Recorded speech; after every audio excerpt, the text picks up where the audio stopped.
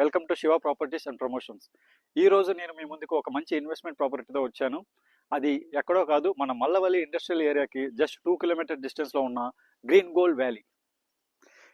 ఈ green gold valley అనేది మనకి NH16కి జస్ట్ 10 కిలోమీటర్ డిస్టెన్స్లో, ఎయిర్పోర్ట్కి 12 కిలోమీటర్ డిస్టెన్స్లో ఉందండి. ఈ వెంచర్ హైలైట్స్ గురించి, ఈ వెంచర్ యొక్క ఫీచర్స్ గురించి మనకి ఈ ప్రాజెక్ట్ మార్కెటింగ్ మేనేజర్ మనతో ఉన్నారు. మనం ఆయనతో మాట్లాడి ఈ ప్రాజెక్ట్ యొక్క డీటెయిల్స్ గురించి ఎక్స్ప్లోర్ చేసే ప్రయత్నం చేద్దాం రండి. నమస్తే సార్. నమస్తే అండి.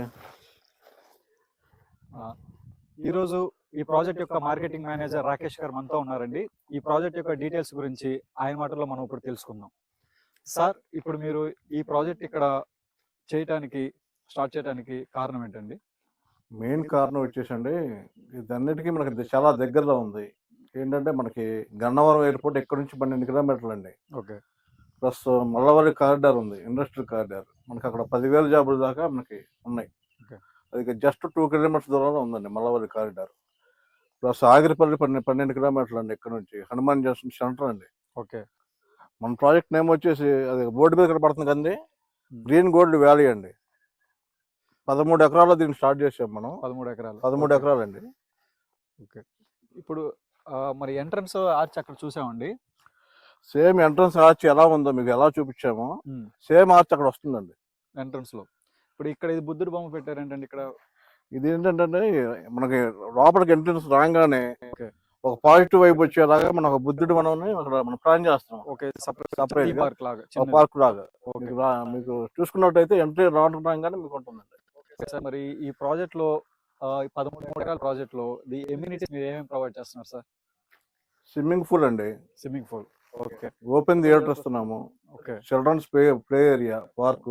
ఓకే. పెద్దవాళ్ళకి. అలాగే ప్రతి ల్యాండ్ కి కూడా మనం చూసుకున్నట్టయితే ప్రతి ప్లాట్ లో మీకు పెద్ద పెద్ద చెట్లు కనబడుతున్నాయి కదా. అవునండి. ప్రతి ప్లాట్ కి వస్తుందండి ఒక చెట్టు. మామిడి చెట్లు, పెద్ద చెట్లు ఉన్నాయి. ఓపెన్ థియేటర్ కూడా మనకి వస్తుంది. ఇది మనకి రోడ్ వచ్చేసి ఎన్ని ఫీట్లు ఉంటుంది? మెయిన్ ఎంట్రన్స్ రోడ్ వచ్చేసి 30 ఫీట్ అండి. ఓకే. ఇన్నర్ రోడ్స్ వచ్చేసి 24 వస్తుంది. 24. ఓకే సార్, ఇప్పుడు ఇంకా మనకి మీరు చెప్పినట్టు ఈ రోడ్ల గురించి కానీ చుట్టుపక్కల డెవలప్మెంట్స్ చెప్పారు. అలాగే ప్లాట్ సైజ్ అనేది డైమెన్షన్స్ ఎలా ఉంటుంది? 200 స్క్వేర్ యార్డ్స్ నుంచి ఉందండి. 200 స్క్వేర్ యార్డ్స్ నుంచి 240 ఉంది, 280, 300 వరకు ఉన్నాయి. ఈ వెంచర్ లో మనకి ఎమ్యూనిటీస్ ఇయే కాకుండా మనకి చుట్టూరు 13 ఎకరాల చుట్టూరు మన కాంపౌండ్ వాల్ వస్తుందండి. ఓకే. డ్రైనేజీలు వస్తాయి. ఇప్పుడు కాంపౌండ్ వాల్ ప్రస్తుతం ఉన్న ఫెన్సింగ్ లో ఉందండి. దాంతో కాంపౌండ్ వాల్ గా సార్. ఓకే. ప్లస్ ఎలక్ట్రిసిటీ కూడా మనకి స్ట్రీట్ లైట్స్ కూడా వస్తాయండి. Okay sir. సైట్ విజిటింగ్ వచ్చి కస్టమర్లు వెళ్తున్నారు చూస్తున్నట్టయితే ఇంకా లోపల ఉన్నారండి.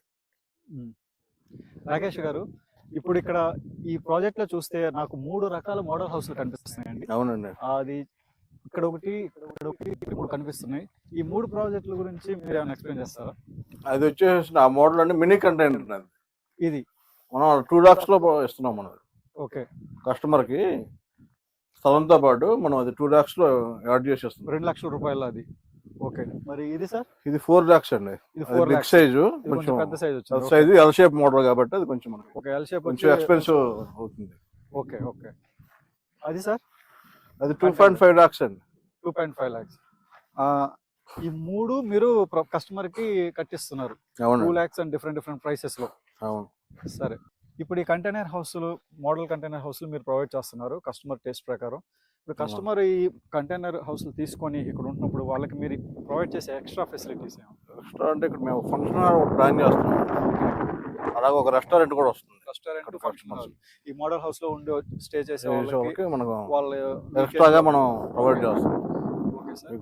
అలాగే నేను ఇంకొక విషయం విన్నాను, ఈ మోడల్ హౌస్ లో వచ్చి స్టే చేసి వీకెండ్ లో చిల్లే ఫ్యామిలీ మెంబర్స్ తో, అదే కాకుండా మీరు బైబ్యాక్ అగ్రిమెంట్ ఏదో విన్నాను, దాని గురించి చెప్పండి. దీనికి బైబ్యాక్ ఎలాగంటే ఎవ్రీ మంత్ మీకు 5,000 చొప్పున 3 years మేము బ్యాక్ ఇస్తామండి. Okay. Every month 5,000 rental 3 years వరకు మీరు పే చేస్తాం. సో అగ్రిమెంట్ బేస్ చేసుకో. ఓకే. రాకేష్ గారు, ఇందాక మనం అక్కడ చూసినట్టు 3 రకాల మోడల్ హౌసెస్ చూసాము. ఇక్కడ అందులో ఒక రకమైన కంటైనర్ హౌస్ చూస్తున్నాము. ఈ విధంగా మీరు కట్టిస్తారండి? అవునండి. సేమ్ యాజ్ గా ఈ మోడల్ లో మనకు వస్తుంది కస్టమర్ కి.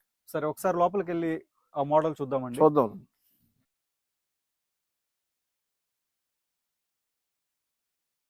ఇది ఎంట్రన్స్, ఇది ఎంట్రన్స్ చిన్న హాల్ లాగా ఓకే, వస్తుందండి. ఇది హాల్.